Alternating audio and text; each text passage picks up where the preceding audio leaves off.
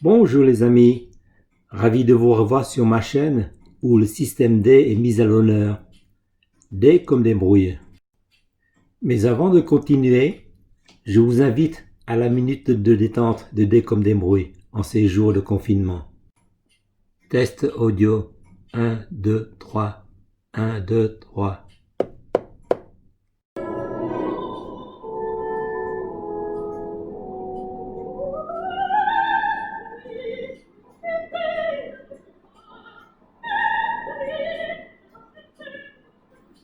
Ah, je ris de me voir si belle en ce miroir.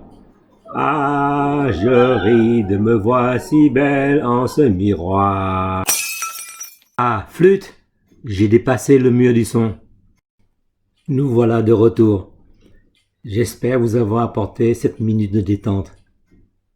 Toujours est-il, je n'imiterai plus jamais la Bianca Castafiore. Le sujet d'aujourd'hui concerne la pompe de gavage. Quand la pompe HS ne fonctionne plus, ça empêche un redémarrage. En effet, pour qu'un moteur diesel puisse démarrer, il lui faut une certaine pression dans son circuit. Et c'est le rôle du pompe de gavage pour faire monter la pression à 3 bars juste avant le démarrage du moteur. Cette vidéo vous permet de vous situer dans quel type de panne vous rencontrez.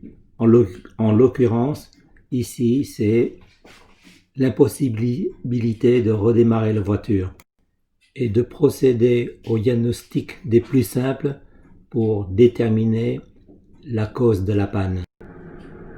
Le démarreur tourne dans le vide, le moteur n'amorce pas, mais vibre. À la différence des moteurs qui ne vibrent pas au démarrage, ça ressemble beaucoup à une courroie de distribution cassée, mais cette fois-ci le moteur vibre sans amorcer. Ce premier constat me permet de porter le soupçon sur la pompe de gavage. La pompe de gavage fonctionne lors du démarrage, pendant un laps de temps d'environ 20-30 secondes. Après cela, la pompe n'est plus alimentée. C'est pourquoi, pour diagnostiquer, il faut que vous fassiez les actions nécessaires durant ce laps de temps. On peut dire un petit peu plus que la durée du temps d'affichage du solénoïde des bougies de préchauffage.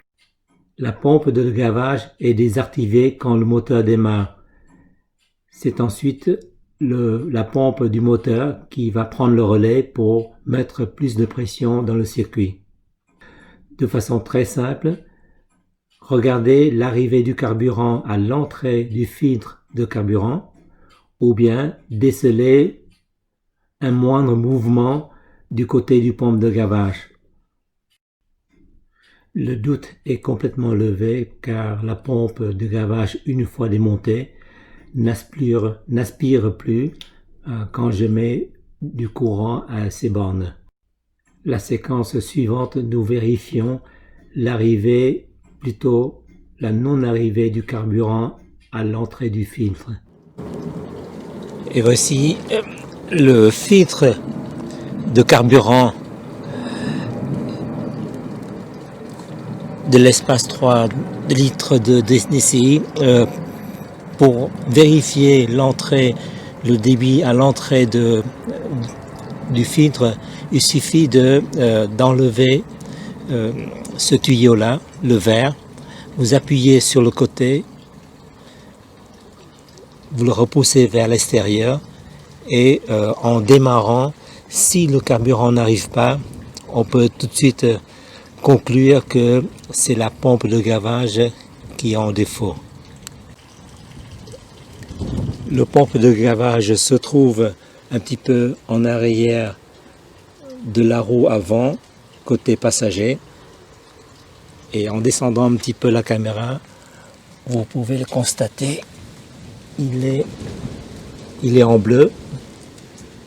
La pompe de gavage est alimentée par 2 fils à l'entrée qui envoient l'intensité au moment du démarrage pour monter à 3 bars la pression du carburant La pompe est maintenue au châssis par un collier. Il suffit d'enlever le boulon pour pouvoir tout enlever. En espérant que ce partage d'expérience vous a plu, je vous donne rendez-vous au prochain clip. À bientôt.